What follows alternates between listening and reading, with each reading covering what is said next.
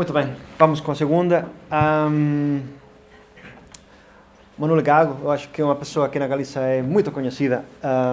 Vou fazer uma apresentação resumida. Jornalista, doutor em Ciências da Informação e professor na Faculdade de Ciências da Comunicação da Universidade de Santiago de Compostela. Isso é oficial. Mas Manuel é uma pessoa que é enormemente, altamente ativa em redes sociais, Twitter e demais. E também ainda dirige o portal web do Consello da Cultura Galega, mas ele é principalmente um grandíssimo divulgador cultural de todas as temáticas que nos interessam acá, que nos interessam a nós, nos nossos temas. E tem, como é de imaginar, precisamente por isso, uma extensa obra publicada também, sempre pensando nessas matérias, fazendo a nossa cultura acessível nos campos da história, folclore, arqueologia, língua, etc. E eu diria mais, pois a breve conversa de ontem à noite, a necessidade absoluta de pessoas como Manuel, que não só investiga e conhece e sabe, senão que partilha. Eu sempre pensei que uma pessoa que sabe e não partilha é uma pessoa egoísta, é uma pessoa miserável. Um erudito que está na sua torre de marfim com os seus livrinhos aí estudando muito e desprezando o resto do mundo porque sabe menos que ele, é a pessoa miserável. Então, nesse aspecto, o Manuel é extremadamente generoso porque, além do seu conhecimento, expande esse conhecimento, espalha esse conhecimento. E hoje vai falar precisamente sobre isso. A palestra que intitulou, neste caso, 6 ideias sobre a divulgação do nosso passado. Sala túa. Obrigado por estar aquí.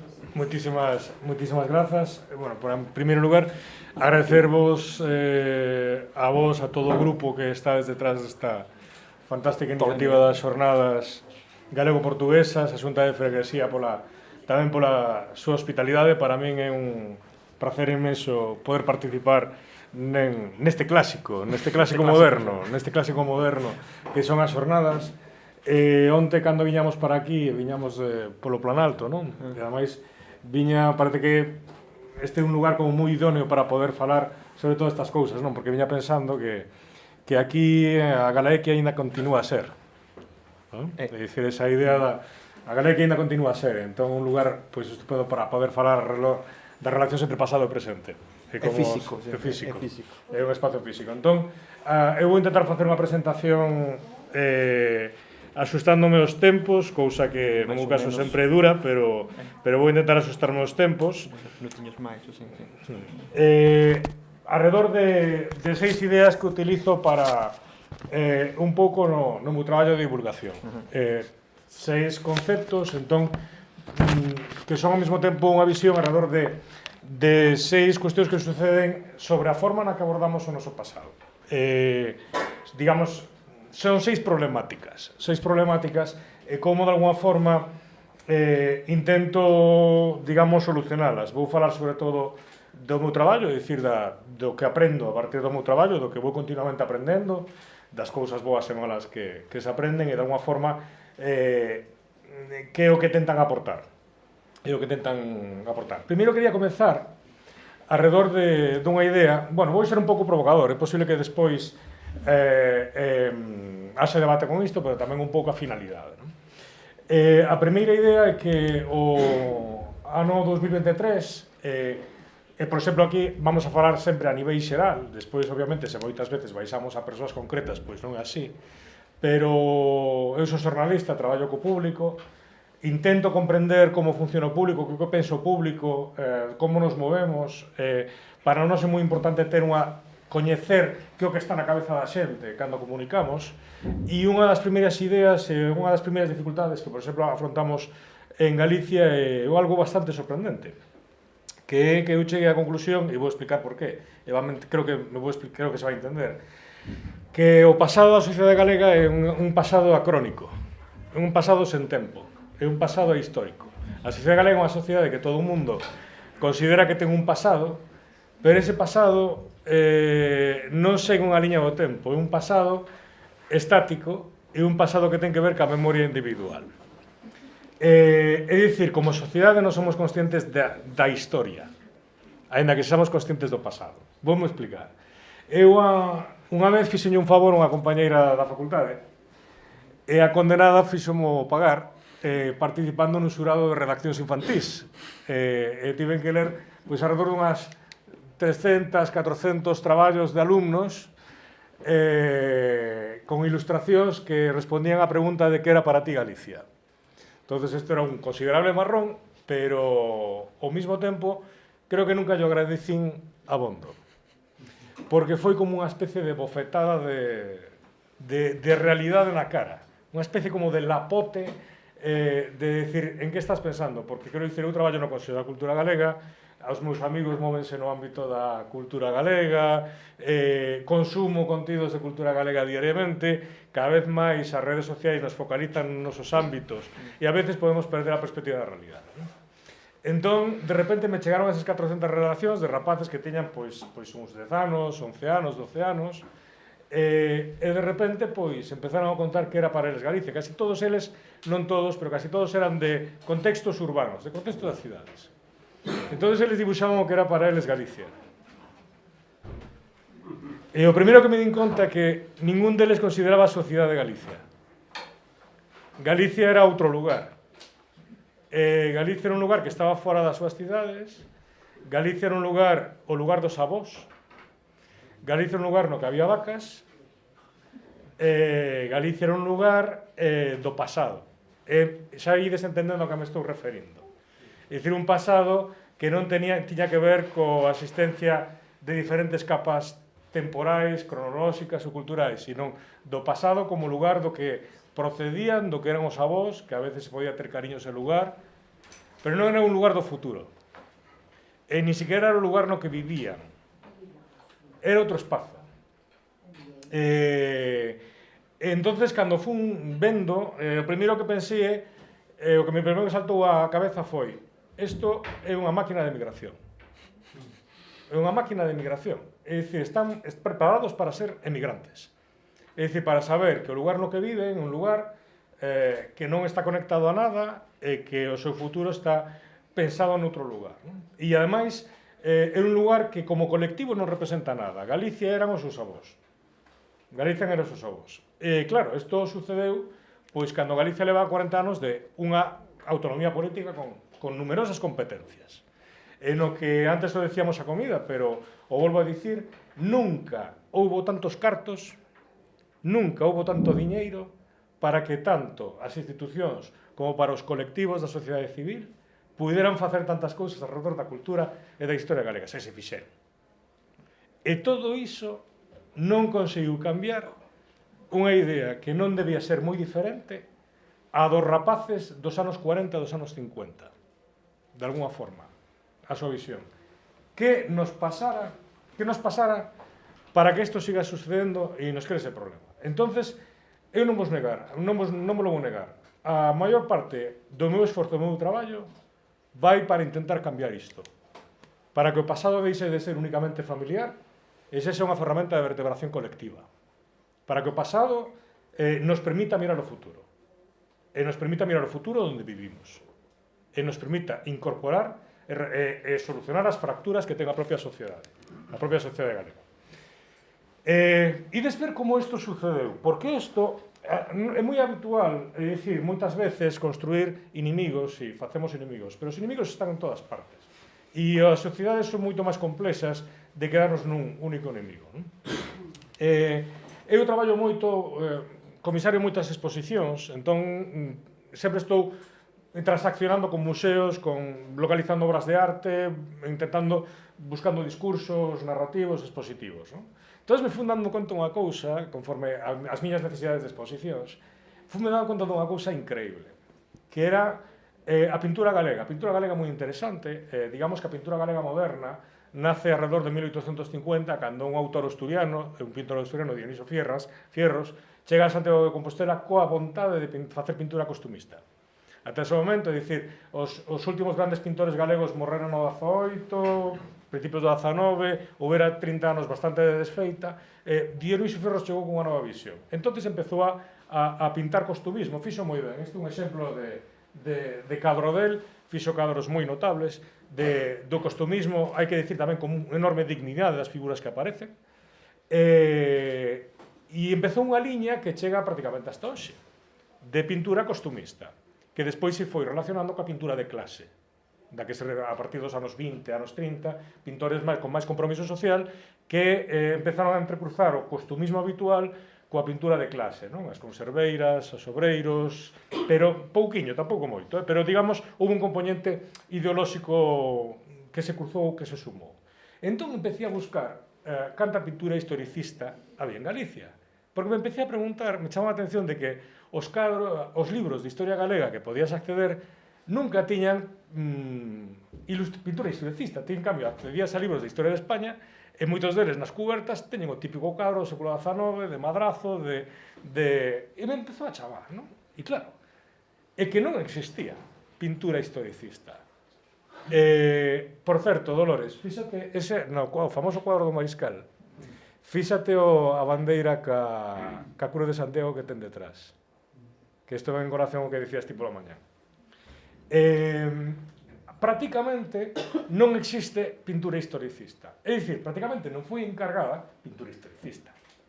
E de feito, e incluso a pintura que existiu, pois tivo moi mala fortuna. Por exemplo, ese cadro que vedes no medio da defensa de Lugo narra un episodio lendario digamos, do asedio das tropas de Almanzor a Lugo e a resistencia dos seus habitantes. Aí están botándolle o pan por fora para dicir, mirade, a seriedade da canto queirades que nós estamos aquí ben cubertos de alimentos, non?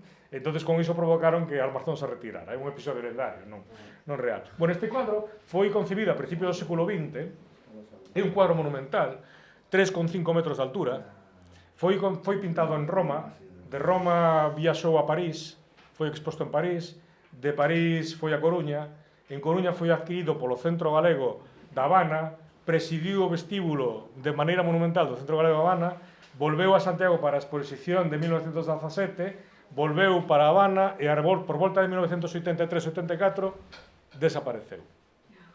E con el prácticamente desapareceu case un dos poucos representantes da pintura historicista galega. É dicir, queda este cuadro de Juan Luis, da coroación de Afonso VII, queda o mítico cuadro, que hai un par de copias, de Pardo de Cela, tamén fixados que está no Alto das Almeas, un pouco en esa idea. E pouco máis, houbo máis, pero están todos desaparecidos.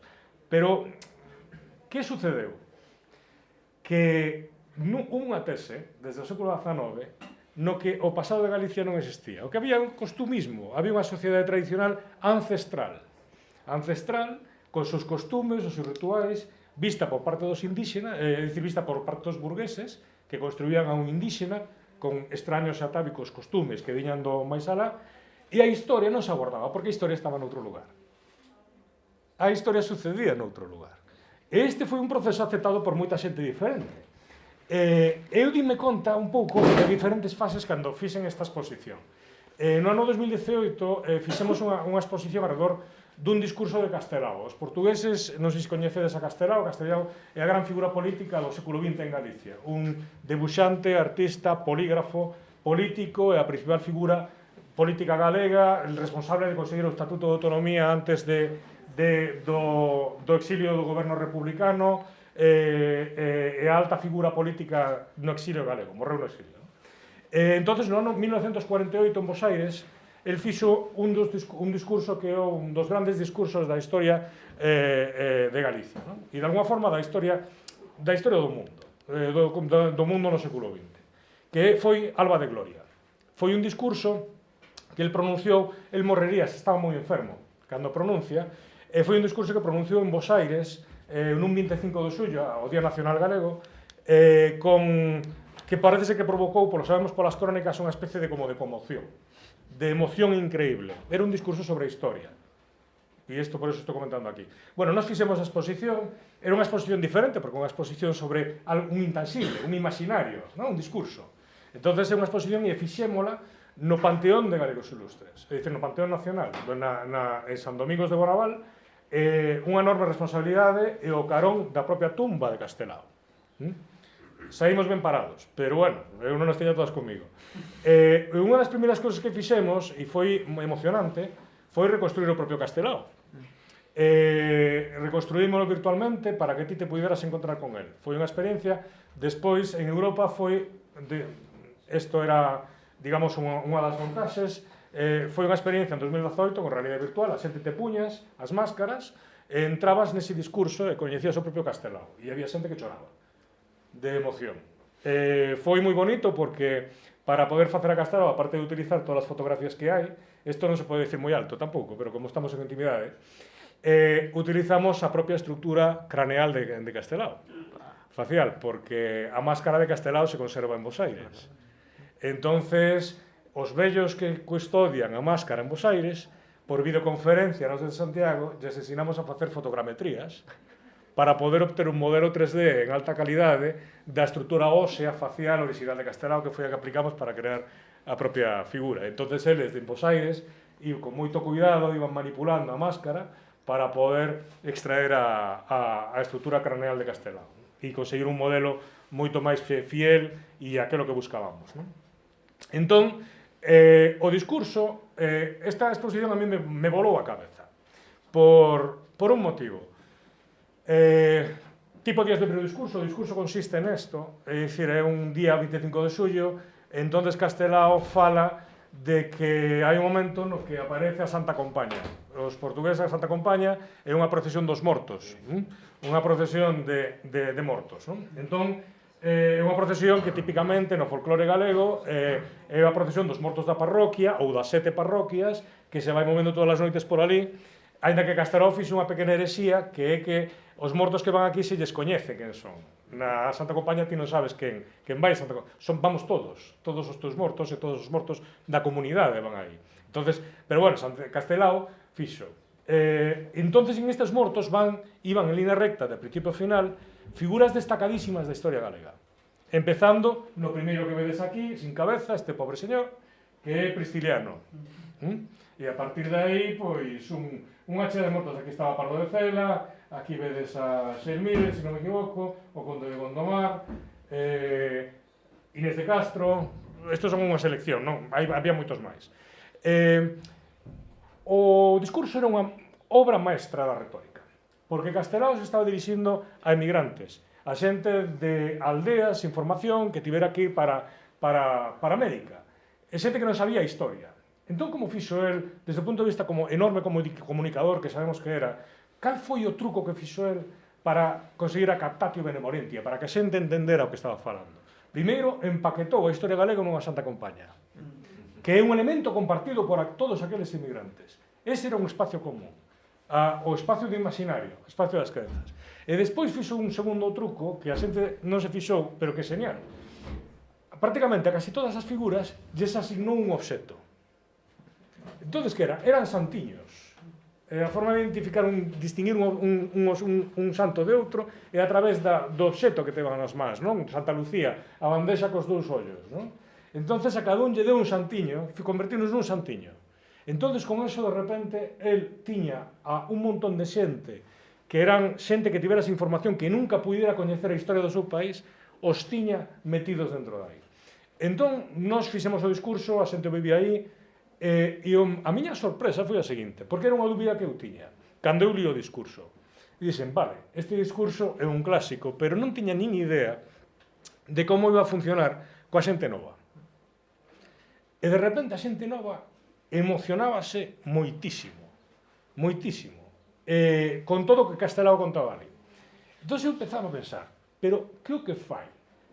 Que hai neste discurso que fai? Que xente da década de finais de 2010 se emociona igual que un labrego emigrado dos anos 50, que son mundos completamente distintos, non? Que hai nese elemento? E que o que había? Pois había moitas cousas. O primeiro, o seguinte que descubrín, e que era fascinante, é que todos os rapaces que iban, por exemplo, eu levaba os meus alumnos son de cuarto de xornalismo, os mellores expedientes de letras da universidade, e rapaces de 22 anos. Dos 23 personaxes que había na Santa Compaña, sabedes cantos coñecían? 4 ou 5.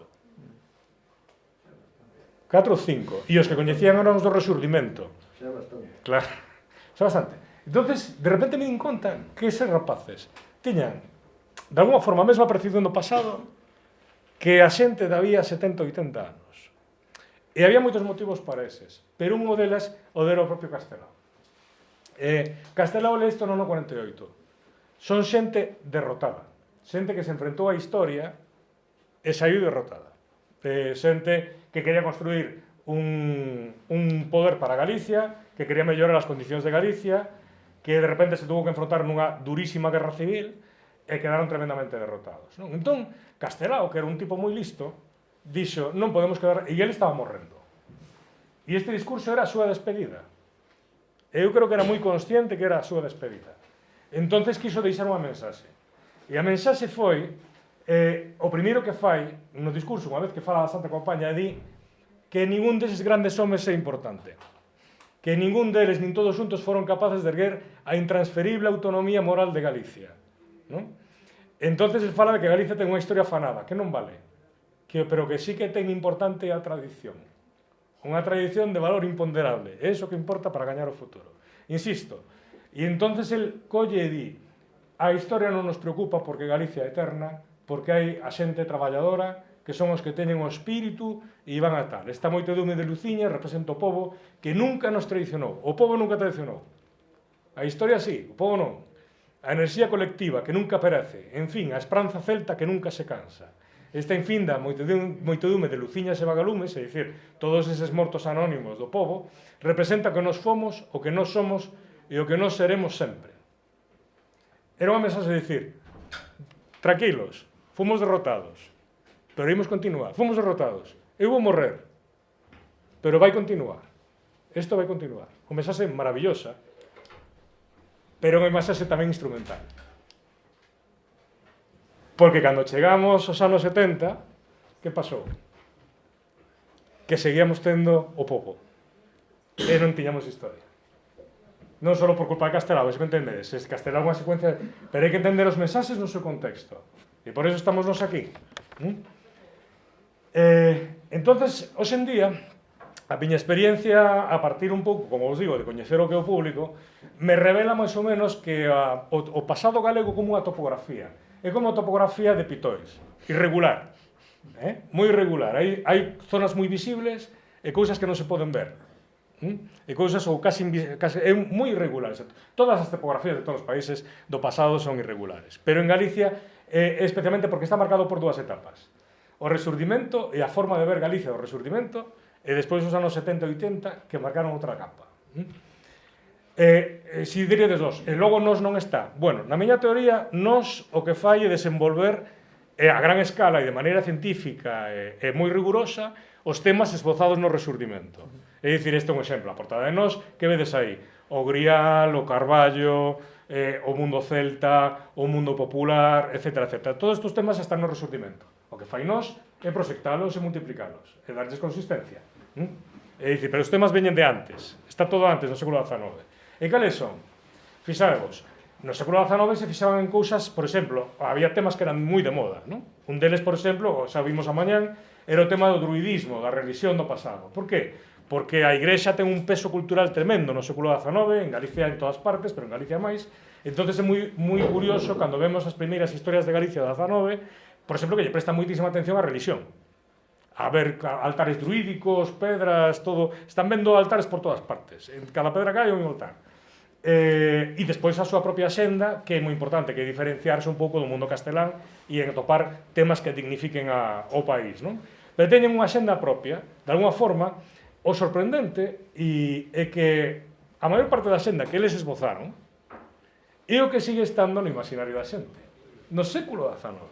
Sigue sendo os temas que funcionan. Si nos mañán collemos nas redes e facemos un cío no que poñemos a primeira palabra celtas, e Galicia, patapá, sigue funcionando brutal. Son os temas que están no imaginario. Fixados que eu falo do imaginario do pasado, non falo tanto da historia como tal, sino como a historia que imaginamos. Entonces, a primeira capa, boa parte da estrutura dese imaginario, desa topografía, foi diseñada por este señor e os seus amigos. É dicir, por Murguía e esa xente no século XIX, e sigue sendo a mesma. Isto é importante para o que vamos a ver. A segunda capa é a que foi mediada a partir dos anos 70, 80, no final do franquismo e inicio da autonomía, en gran medida polo nacionalismo popular de esquerdas. É dicir, esa capa de fuxan os ventos co pobo traballador sufrindo, saindo dun carballo. Por certo, hai unha tese de doutoramento que di que nese carballo está escondida unha fouce e un martelo. Eu canseime de miralo de todas formas e non hai. Se alguén sabe algo desto, por favor que me diga, porque vai a matar moitas discusións que levo tido no traballo. Lo da esquerda, non? Donde? Esa curva e esa outra recta outra vez. Aquí? Sí. No, Que va, por Dios, non. A pola la de todo.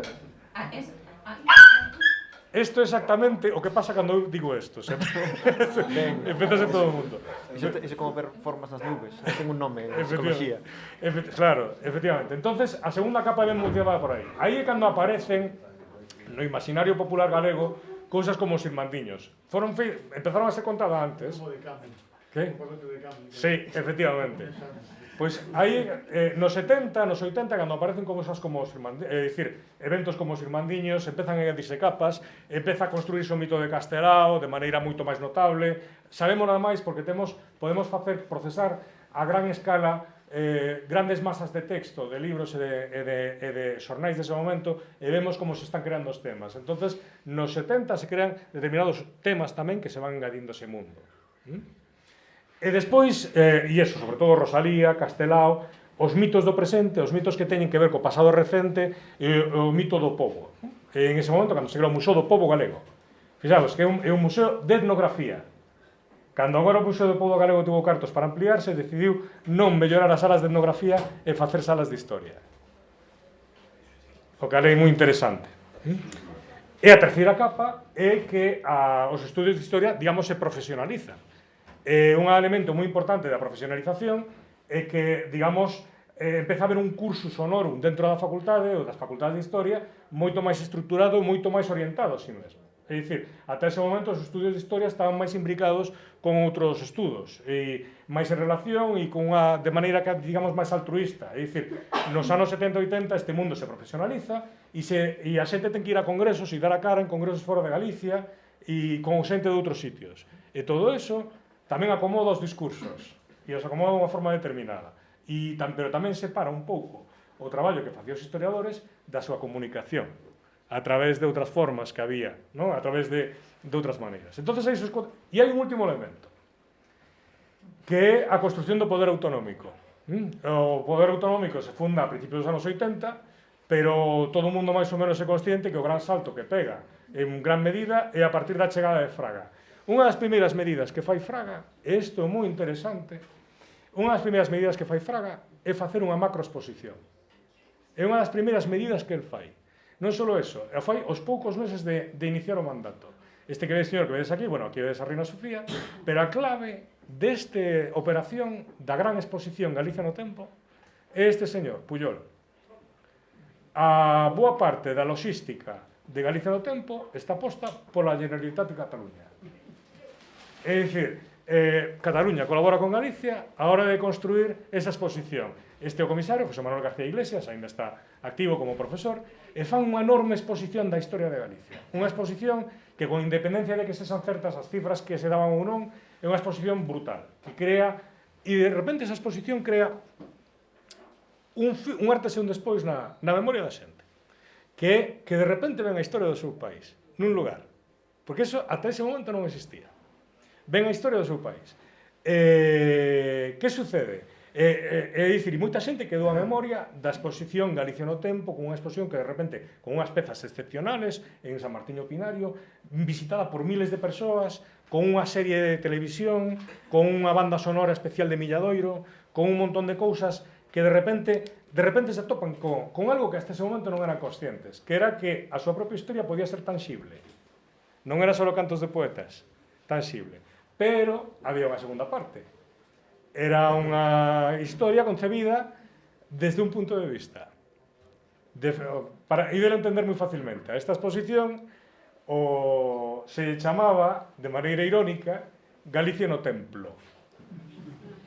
Porque era unha exposición na que a Igrexa se constituía no pilar central de evolución da historia galega ata hoxe en día. E entonces isto foi unha acción que foi moi importante, que marcou moito e que acabou desembocando nesta historia, non se rollo. Hasta o punto de que, de alguma forma, hoxe en día, Este relato que naceu como un relato turístico acaba sendo asumido como un relato identitario que papa o resto dos relatos. Bueno, isto é a nosa evolución resumida. Pero que penso eu? Todas as sociedades, cando miran para o pasado, miran desde o presente. Fíxense nas cousas que lles preocupan a elas. Que é o que penso eu e que é o que intento facer no meu traballo? 3 ideas. A primeira, asumir que non somos unha sociedade infantil. Que somos unha sociedade complexa e plural. E que non debemos convertir o pasado nunha visión específica para facer triunfar unha determinada ideoloxía, que temos que pensala dunha forma máis aberta e que non temos que estigmatizar épocas, que foi algo que se fixo desde todos os lados, O segundo, que ese pasado ten que ser rico e diverso, porque a sociedade galega é rica e diversa, diferentes grupos, clases sociais, espacios geográficos e intereses. Cando pensamos no pasado, é un pasado para todo o mundo, un pasado no que se poden identificar diferentes persoas, diferentes sociedades. O pasado no que hoxendía existe en Galicia é un pasado solo para identificarse determinadas persoas ou determinados grupos. E iso que temos que crevar, porque o problema que estamos tendo é que moita xente non se sente identificada ca súa propia historia. Entón, iso hai que preguntarse por qué. Entón, parte da miña idea é axudar a construir un novo imaginario común. Como fago eu? Ou que intento eu, e podo me equivocar perfectamente, podemos discutilo.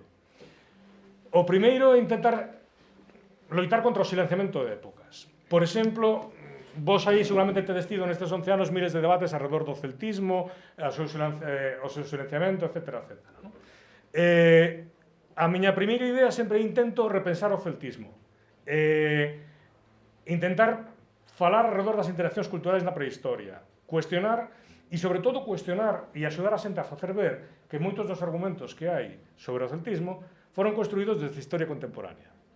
É dicir, houve señores que estudaron o proceso do resurdimento e como se conformou desde o punto de vista da historia contemporánea e dixeron pois Murguía e todos estos inventaron o celtismo porque necesitaban diferenciarse da cultura castelán, etc. Entón, todo o mundo pensou, entonces é que o celtismo é mentira. E dice, espera, o están cuestionando desde o punto de vista da historia contemporánea, pero estes señores non teñen nin idea do pasado e da prehistoria. É dicir, que Murguía utilizase o celtismo para iso non desdi se a sociedade esa foi celta ou non. O que fala é do uso que el fai deso. Por poñer un caso. O segundo, entender que frente á idea que existe moito en Galicia dos castros como algo tremendamente peculiar e único, é un fenómeno moito máis amplo en Europa, conectado con moitas outras dinámicas internacionais. E facer ver iso, porque parece increíble, pero a xente pensa que só aquí hai castros. Entón, é outra forma de abordar a identidade dos castros cando dis, non, é que estas culturas están moito máis extendidas ou estes modelos de habitación, non? Estamos falando de algo moito máis global e iso é interesante a hora de entendelo. O segundo que fago é, de alguma forma, propiciar a investigación sobre épocas que estaban situadas fora dos paradigmas e intentar axudar a contribuir a que haxa investigadores que traballen alrededor desas épocas.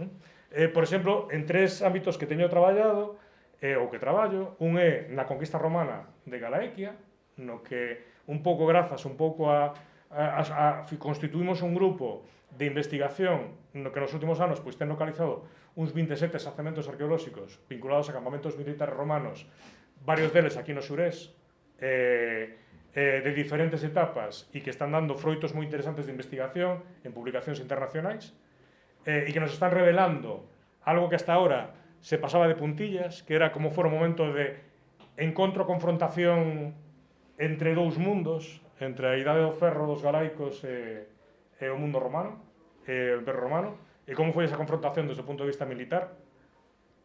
E se están producindo achados nos últimos 10 anos moi interesantes. O segundo é mirar cara unha época que fora moi pouco atendida, que era a Antigüidade tardía, o Reino Suevo. Pensade que, por exemplo, na Alba de Gloria de Castelao non aparecen os reis suevos. Non aparece ningún. Nunha época que non estaban especialmente interesados nela, por moitos motivos. E prestar atención á Alta Idade Media, desde o punto de vista da arqueoloxía, era unha época que que ten moito que contar e falar, e a terceira, alrededor da conectividade atlántica en época medieval, sobre todo a partir das invasións normandas, da piratería marítima, que tamén houve desde o sur e que tamén foi moi importante. E o que nos conta alrededor da conformación da nosa sociedade, porque ten cousas interesantes. E o terceiro é reivindicar o que foi excluído. Eu traballo sobre todo en dúas épocas. Unha, a Idade Moderna, que nos anos 70 de repente se decidiu chamárselle séculos escuros porque xa non se escribía en galego e xa está. Hai 3 séculos da nosa historia que non existían porque non se escribía en galego. 3 séculos que aos que non se lle facía nin puñetero caso porque non se escribía en galego. Claro, é que aí está o tema. Entonces, eso, e que están cheos de vida e cheos de documentación e que nos explican a nós dunha maneira espectacular, é a Guerra de Independencia, que foi silenciada, é dicir, os últimos estudios que hai son de barreiro dos anos 80, 80 e pico, porque se asociaba ao mundo conservador e ao mundo máis españolista, cando era unha cousa moi diferente, e teñen diferentes lecturas. Exemplos, no tema dos castros, por exemplo, intento facer labor de difusión internacional. Estos son, todos os mércoles fago fíos en Twitter en inglés, alrededor de xacementos arqueolóxicos de Galicia do norte de Portugal.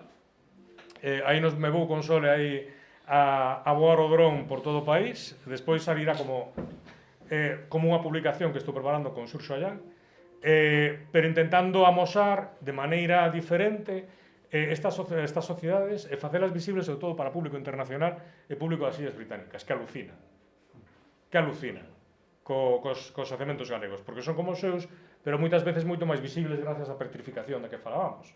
Todos son moi visibles, non? E alucinan cas historias que se poden contar, pero tamén me valen para os galegos, porque os galegos, a verdade, que os leen sin maior problema e teñen unha audiencia moi interesante. O segundo, estos son exemplos do que decíamos do mundo romano, é dicir, o que fixen foi, inicialmente, eu fun localizando os xacementos, pero acabamos poñéndonos en contacto, eu non son arqueólogo, nin quero selo, eu son xornalista, pero temos un grupo con arqueólogos, e grazas a un pouco ese traballo que fixemos colectivo, empezamos a facer esa investigación científica, en este caso, este é o campamento romano de Penedo dos Lobos en Manzaneda, e o primeiro no que pudemos determinar cronoloxías, é un campamento das guerras cántabras. Atopamos material que nos permite, como moedas, etc., que nos permiten saber que isto corresponde ao mesmo período no que se estaba producindo a conquista en Asturias ou en Cantabria, esa conquista que aquí se negaba. E nos últimos anos isto está avanzando bastante, acabamos de publicar en Journal of Archaeological Science un artigo sobre o campamento que excavamos aquí en Lomba do Mouro, datado no século II antes de Cristo.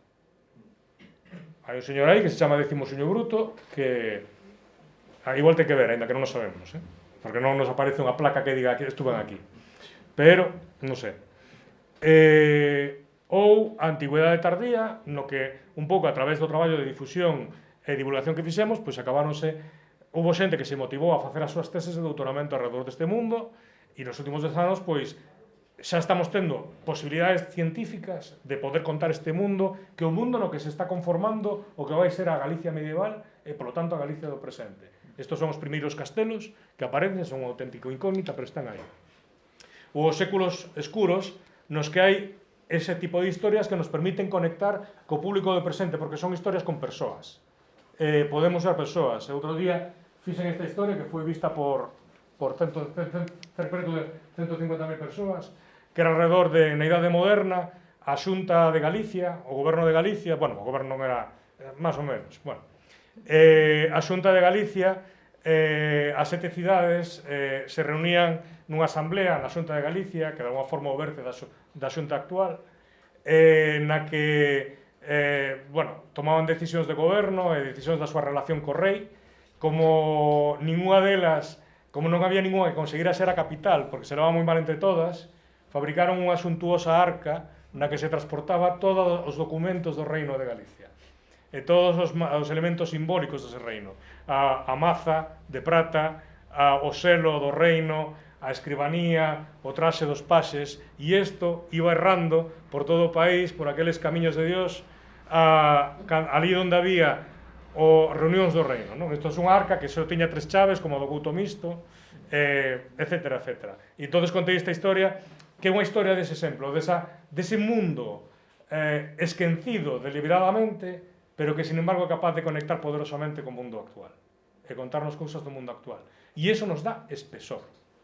Eso dá densidade ao país. Ou a Guerra de Independencia, que é o momento no que a Xunta de Galicia por primeira vez asume todos os poderes, nomea embaixador en Londres, que este señor, Francisco Sangro, diante do rei de Inglaterra, Galicia directamente, é capaz de liberarse por sobre a só contra os franceses. Non? Isto, como non encaixaba no discurso nacionalista dos anos 70 e 80, aquí quedou fora. Aí quedou fora. E algo que hoxe en día nos pode conectar e nos pode unir. E pode unir a xente de moitas ideoloxías diferentes. Ese pasado. O terceiro elemento, e vou avanzando. Na construción do pasado de Galicia, só hai mártires e só hai vencidos. Conscientemente, é un relato no que se evita persoas que tuveron que tomar decisións. Que as houve moitas, pero deliberadamente se evita as decisións. Se evitan as figuras de poder e as figuras sempre son vítimas. E a vítima é un produto un pouco da segunda metade do século XX. É dicir, construímos vítimas na esperanza de que ter vítimas nos vai dar a razón. Entonces, como se pode traballar con isto? Como traballo eu? Traballo de moitas maneiras. Pero este é un exemplo, este é unha liña que facemos no Consello alrededor de facer visibles elementos de poder. Entonces, por exemplo, este é un libro que fixemos hai 2 anos, unha serie de xornadas alrededor da Xunta de Melide. A Xunta de Melide foi unha reunión da aristocracia galega en 1520, no que demandaron ao rei o voto para Galicia nas Cortes e toda unha serie de demandas, entre outras, que pudiera ir moita xente ás bodas. Parece unha chorrada, pero era moi importante eso das bodas. Porque é onde se establecían as alianzas entre a xente. Por eso prohibían que fose moita xente ás bodas. E entonces facemos ilustracións, xogamos un pouco coa idea de historicismo que vos dicía antes, intentamos construir unha identidade visual para o pasado que non a ten. E construímos ou este libro que acaba de sair, que é un exemplo deste tipo de cousas. Fixadevos, Martiño de Dumio, o gran referente intelectual do reino suevo, ata agora só tiña en galego unha traducción, que era do Corretonio Rusticorum, que o libro... Por que só estaba traducido de Corretonio Rusticorum? Por que só ese? Porque era o que nos amosaba aos indígenas máxicos que viven ali no monte e que adoran a cosas. Entonces, que riquiños os indígenas. E que ancestrais e que pasados, non? Entonces, de que vai este libro? Este é o libro que lle dá consellos de goberno, que lle ensina a gobernar a Miro, rei de Galicia. Así se chaman as fontes nesa época. E se vai ir chamando despois en diferentes copias por toda Europa. Consellos de Martiño de Dumio a Miro, rei de Galicia. E ensina a gobernar, e ensina a vivir. É un libro laico, só se utiliza a palabra Deus, está só en 2 sitios. É un libro que está tendo un éxito extraordinario nas redes e que nos aborda unha visión do mundo suevo diferente, con responsabilidades. Carto, ante a ausencia dun museo nacional, e isto enlaza co primeiro que decía, as historias do pasado non son visibles. O pasado non é visible, non ten obxectos. Os obxectos que hai non teñen historias. E os obxectos son moi importantes, porque nós temos unha conexión emocional cos obxectos. Establecemos conexións emocionais con ese... Antes comentabas, non? Ese obxecto ten unha conexión emocional, non só unha representación. É importante que sexa tangible. Cando ti o ves, non só te recorda onde eres, sino o cariño que lle tes a este lugar. Está aquí e a súa localización é importante para ti. Os obxectos están cargados de ideas. En Galicia, tuvemos a sorte de que boa parte do noso patrimonio está no país. Hai moi pouco patrimonio fora. Eso foi porque se fixeron moitos museos no século XIX. Realmente hai moi pouco patrimonio fora, non como en Castela, que hai moitísimo, está perdido ou está en outros lugares. En Galicia casi todo o patrimonio noso, hai ausencias clamorosas, pero casi todo o patrimonio temos a sorte de que está no país. Pero que ocorre? Que está conformado en museos provinciais. Que significa eso? Que ningún deles ten a perspectiva de Galicia. non te faz a idea de Galicia en ningún momento. O mellor, pode ocurrir, o Museo de Pontevedra ten unha excelente colección prehistórica, pero falla de outras partes, non? É dicir, non están concebidos desa maneira. Entonces, parte do meu traballo ten que ver cas exposicións. É dicir, en crear, eu non podo crear un museo nacional, non pode crear ninguén, se alguén é imposible a día de hoxe. Imaginavos o que se montou, por exemplo, en Vigo, con un ungüentario que se quería levar unha peciña así, tarda antiga, que foi atopada na cidade, unha especie de ungüentario para poñer ungüentos, que veña de Palestina, e se quiso sacar de Vigo, aquilo foi un... É dicir, hoxe en día non podes facer un museo nacional, nin ten sentido facelo como se facían, ou sí, pero xa non podes, en 1920 ou como se facía en 1910. O que si tes a capacidade, e iso foi o que se aprendeu na época de Fraga, en que tes a capacidade de facer museos nacionais efémeros. Eso si tes a capacidade de facer exposicións que de repente suben a xente a entender a evolución dun territorio e dunha sociedade ao longo do tempo. Entonces, unha das primeiras exposicións que fixen neste sentido foi Galicia 100, que foi directamente inspirada, non me escondo, é dicir, de feito explícito, inspirada na primeira, na pioneira, que foi a Irlanda en 100 obxectos, de Fintan O'Toole. De feito, Fintan escribe no noso catálogo, e veo aquí a Galicia, fixose primeira, foi a historia de Irlanda, fixose a historia do mundo en 100 obxectos do Museo Británico, Neil MacGregor, e despois fixemos nos este, e ahora despois se fixeron unhas cantas máis. En que consistía?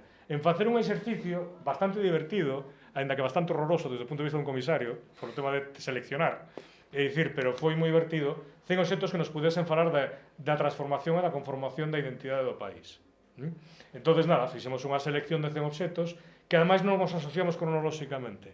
Por exemplo, eu puxen as cadeas cas que estivo preso, cas que a tradición di a Mariscala, chámase, a tradición di que estivo preso o Mariscal Pedro Pardo de Cela antes da súa execución, e púxenas co fusil de Foucellas, que foi un guerrillero antifranquista, non? E dixen, vanme correr a gorrazos por esta asociación, pero non.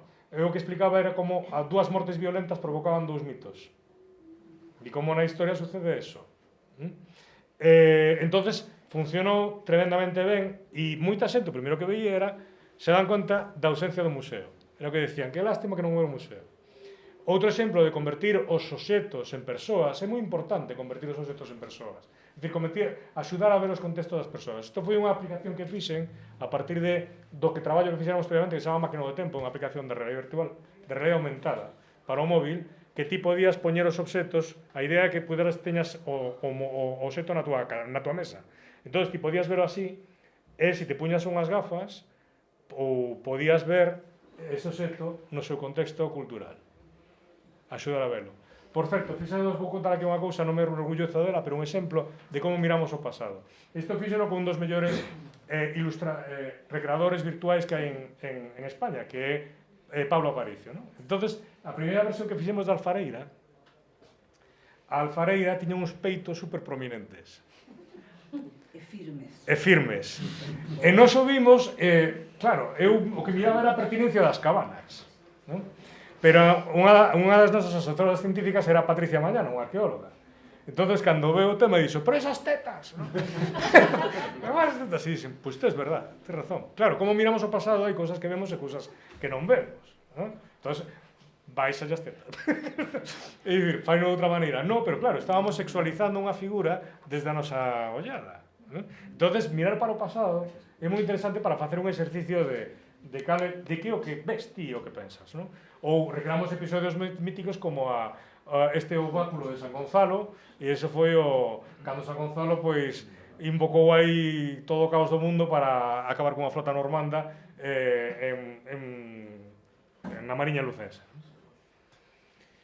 Ou, por exemplo, esta exposición. Esta exposición foi a exposición, non vou dicir máis ambiciosa porque isto é un proxecto bastante máis ambicioso, pero sí unha exposición moi complexa porque foi, de alguma forma, todo o mundo e o propio goberno da Xunta consideraba a evolución de Galicia no tempo. E isto é moi interesante porque teño que dicir que a verdade é que a Xunta non me puxo ningún tipo de reparo en facer o discurso que eu considerei que había que facer, tendo en conta que eu facía un discurso para toda Galicia, desde unha institución pública. Non era o discurso da miña corda, era o discurso para toda Galicia. Que eso a veces se nos olvida, ese tipo de cousas. Entonces, o interesante deste discurso é que Galicia quería presentar eu? Pois é unha Galicia, como digo, moito máis diversa. O que vedes arriba é o retorno da Biblia Kennicott. un dos mellores códices manuscritos da Europa medieval, un códice xudeu, composto na Coruña, no século XV, por xudeus. Unha sociedade diversa, máis diversa do que parece, non alineada na fe no catolicismo. Bueno, hai máis mundos.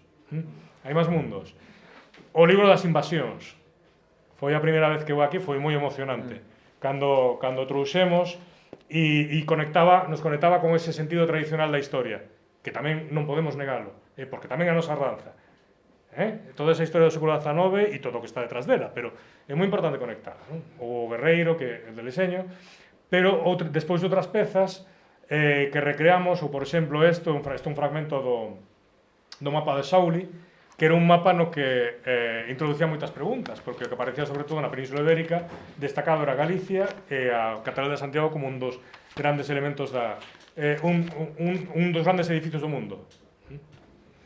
Un relato plural, moi aberto, moi diverso, para xentes moi diferentes.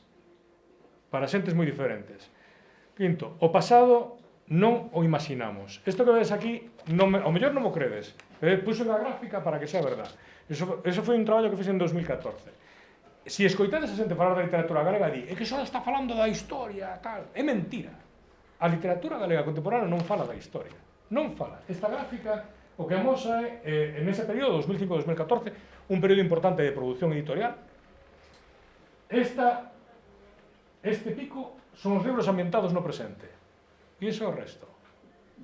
A literatura galega non mira o pasado. Non imagina o pasado.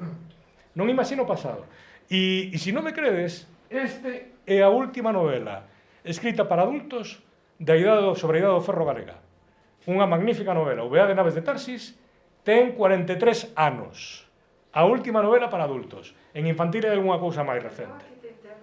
Sí? Narnia de Concha Lucía. Pero é para infantil? No, infantil. Seguro? Bueno. Lea, por favor. Pois hai dúas, bien, de 950 producións editoriais. Claro, isto está revelando a extraña relación que temos co pasado. De unha maneira moi notable. E parte ben, polo que eu falo con escritores, se sinten tremendamente inseguros na súa relación co pasado. Din que non saben como abordalo, teñen medo de cagala, e dicen, pero se estás facendo literatura, non pasa nada. É literatura, a literatura é imaginación, a literatura é unha forma de avanzar. Hai moito cainismo. Claro, entonces un dos problemas, por exemplo, que había, e este foi un libro que fixen en 2013. En 2013 eu estaba en Gales, estaba visitando o oratorio de Santa Guanda, que está ali nun acantilado, emocionei-me tanto visitando que caí polo acantilado, o mar. Entonces tive moito tempo, rompín un ocello, tive moito tempo para poder abordar un proxecto que leva moito tempo querendo facer, que era intentar poñer en conexión a arqueoloxía e os datos que sabemos da arqueoloxía co que estaban traballando os lingüistas, os historiadores da religión, os antropólogos do pasado, que moitas veces non estaba conectado. É dicir, éramos do mundo da sociedade, sempre estamos chorando con que sabemos moi poucas cousas da Idade da Ferro, pero se sabemos un mogollón de cousas. Solo no antropónimo sabemos tropecentos mil, solo en deuses sabemos tropecentos mil, outras contas e cantos deuses huberon en realidad. Eso xa é outra cousa, non? Pero sabemos moitísimo máis do que pensamos. Pero non éramos capaces de verbalizalo ou de imaginalo. Entonces, en 2003, con Manel Cráneo, co ilustrador, fixemos este libro no que intentábamos un pouco xogar a imaginar unha mitoloxía a partir dos datos que había. É dicir, tendo en conta que é literatura. Pero tamén o escribilo, dábame conta do xixenante que resultaba ler imaginar. De decir, vale, teño estos datos. Como xixenaba imaginar, é dicir, hasta onde chego con isto? A onde podo ir? Que é factible, que é viable no que eu podo imaginar? E te das conta do importante que conectar as artes coa ciencia, que moitas veces non están conectadas, e en Galicia hai un problema moi grande con isto. Na incomunicación entre disciplinas científicas dentro do propio pasado e entre os creadores culturais e os científicos. E este veras un ámbito no que deberíamos poder traballar moitísimo máis. E xa remato. É moi importante, un investigador, especialmente un investigador, na academia actual, é un señor superestresado porque ten un cursus honorum que ten que superar. E cando remata con ese curso honorum? Pois 50 e pico anos, a veces. É dicir, estabilizando o seu traballo laboral. todo o que ten que facer é producir para conseguir un novo contrato, para conseguir un tal, conseguir cambiar de ter un profesor axudante, pasar a profesor contratado interino, titular, todo o que ten que facer vai diso. En ese proceso, a divulgación non pinta case nada. Pinta décimas. Entonces non se lle poden pedir a un investigador que faga divulgación cando ten problemas bastante máis urxentes e porque a divulgación, que leva moito tempo, non lle conta nada na súa carreira. Non lle conta nada. Entonces, esa é a realidade actual. Necesitamos xente que medie. A veces serán xornalistas, outras veces serán outro tipo de profesións, non o sei. Necesitamos xente que medie e que en vez de e que o seu curso sonorum sexa o público, sexa a audiencia. Eu cando fago divulgación non penso nos investigadores. O sea, traballo cos investigadores, pero non me dirixo a eles. Me dirixo a un público moi grande. E iso é moi importante, por qué? Porque a veces un traballo de investigación é moi importante, pero a hora de conseguir construílo para o público, moitas veces hai que traballar moito para conseguirte un enfoque co que podas chegar ao público. É dicir, sin irte da propia investigación, sin desvirtuar a propia investigación. Entón, eu penso no público, non penso no curso sonorum. E a clave dos mediadores é que teñen que pensar no público. E iso que non existe na actualidade. Iso que non existe na actualidade. E outro factor. Os xornalistas aceptamos de maneira crítica o que se nos di. Entonces, moitas veces, a ciencia é como a política. Está chea de intereses. Entonces, parte do traballo dos xornalistas é enterarnos que pasa dentro da ciencia. Quen se leva mal con quen se leva a matar, de onde ven a pasta, se sale un arqueólogo defendendo os eólicos, hai que preguntarse por qué, determinadas cousas. É dicir, un xornalista ten que aplicar ca ciencia ao mesmo tipo de traballo serio que se aplica noutros ámbitos nos que desconfías. Entonces, eso axuda a construir un discurso crítico e axuda a construir. Porque nunca houve tanto interese por o noso pasado como nos últimos anos. Eso teño que dicir, con Sole o temos visto moitas veces, é dicir, hai roteiros, convócanse roteiros de moita xente moi distinta, petan todos de xente, se compran os libros de historia, se venden. Por exemplo, un libro que fixemos que se chama Historia das Historias de Galicia, que é un libro feito sobre todo por académicos, pero reflexionando alrededor de como se foron contando as diferentes épocas. É un libro que leva mogollón de edicións e un libro duro, bueno, non moi duro, pero un libro diferente, máis pensado para profes de instituto que se queren actualizar, ese tipo de historias. Non existe esa información. Entonces, nunca houve tanto interese por eso. E eu non sei por qué. Ou podo ter a miña hipótese, pero sí que é certo. Entón, debemos facer un esforzo por xenerar diferentes tipos de produtos que fagan encontrar unha cousa ca outra. Que nos permitan aproveitar o enorme caudal de investigación científica que nos últimos anos avanzou mogollón, xa só na Idade do Ferro, en Alta Idade Media, en Antigüidade Tardía e tamén nos restos dos ámbitos, houve avances científicos moi notables que de alguma forma ainda non se transferiron ao discurso digamos, social. Entonces, parte do noso traballo é ese, intentar mediar, pensar no público, porque non lle podemos pedir moitas veces ao investigador que pense no público, ten outras prioridades. Entonces, debemos construir eso, e para axudar a construir unha cultura científica. Por qué? Porque unha sociedade que ten pasado é unha sociedade que ten futuro. Unha sociedade que mira para o seu pasado e que o descubre complexo é unha sociedade que se identifica con diferentes figuras, que lle interesa máis unha persoa e outra, que lle interesa máis unha época que outra. E creo que parte do problema que tivemos, e de alguma forma do fracaso de 40 anos, de non conseguir chegar máis alá do que fixeron os tíos do século XIX con 3 libros e 4 patacóns, é dicir, parte deso está en que nos confundimos ahora de alguma forma nos faltou eso, esa idea de mediar, de pensar no público, de pensar nun pasado diverso, e de ir máis alá de ser un pouco máis ambiciosos na forma de ver o noso pasado. E isto é o que quería decir. Moitísimas gracias.